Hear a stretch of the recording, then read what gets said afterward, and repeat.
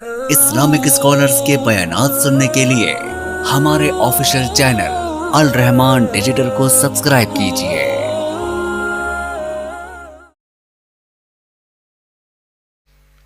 اب یہاں ایک اور بات، اسلام زندہ ہوتا ہے ہر کربلا کے بعد، سنی ہوگی آپ نے، ابھی لکھے جائیں گے ہر طرف بینر لکھا ہوگا اس کے اوپر، اسلام زندہ ہوتا ہے ہر کربلا کے بعد۔ یہ اس شعر کا دوسرا مصرع، پہلا مجھے آتا ہے لیکن میں اپنی زبان سے پڑھنا ہی نہیں چاہتا۔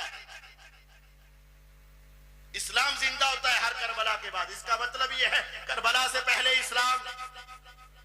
اسلام نہیں تھا، کربلا سے پہلے اسلام ختم ہو رہا تھا۔ یہ سوچ و فکر ڈالی جاتی ہے، لیکن یہاں رکیے، اگر اسلام زندہ کرنے کے لیے حضرت حسین رضی اللہ عنہ کر رہے تھے تو اس کو زندہ تو مینا میں کرنا چاہیے تھا، اس کو زندہ تو عرفات میں کرنا چاہیے تھا، اس کو زندہ تو بیت اللہ میں کرنا چاہیے تھا، اس کو زندہ تو اللہ کے گھر میں کرنا چاہیے تھا، اور اس کو زندہ سب سے پہلے اپنے اہل بیت میں کرنا چاہیے تھا۔ ان سب کو اکٹھا کیوں نہیں کیا؟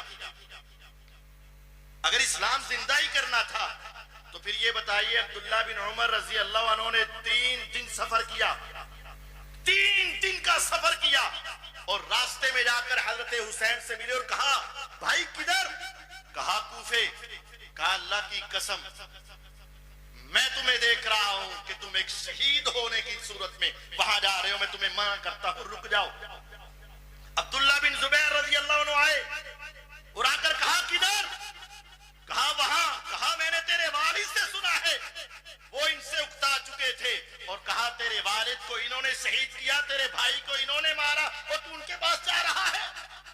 عبداللہ بن عباس رضی اللہ عنہ آئے اہل بیت اور آ کر کہا اگر مجھے دنیا کے تانوں کا ڈر نہ ہو تو میں تمہارے بالوں کے اندر ہاتھ ڈال کے گھسیٹ کے تمہیں مکے میں لے آؤں اور تمہیں کوفے نہ جانے دوں، لیکن ڈر ہے اگر میں نے ایسی حرکت کی تو دنیا میرے ساتھ بد زبانی کرے گی اور کہے گی حضور کے پیغمبر کے نواسے کی گستاخی کر رہے ہیں۔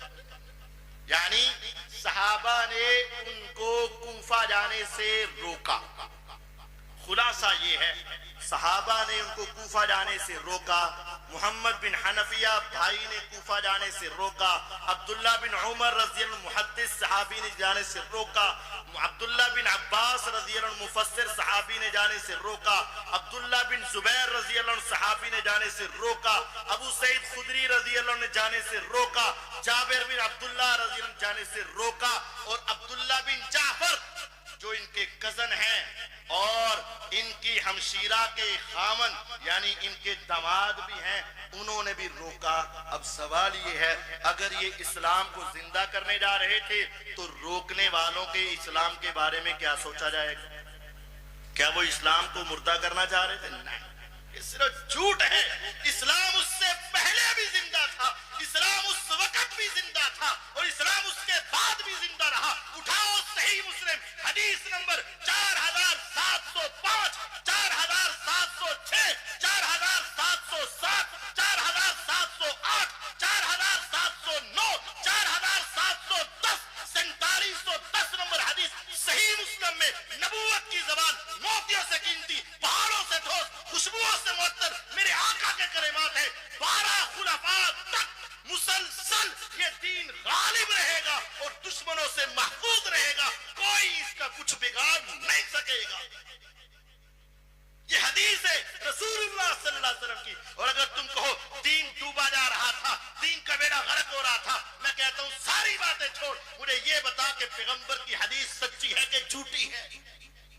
اگر میرے نبی علیہ السلام کی حدیث سچی ہے اور یقیناً سچی ہے، میرے آقا نے کہا ہے مسلسل، لفظ ہے حدیث کے مسلسل 12 خلفاء تک یہ دین غالب رہے گا، مغلوب نہیں ہوگا، دشمنوں سے محفوظ رہے گا، کوئی دشمن اس کے اوپر غالب نہیں آئے گا۔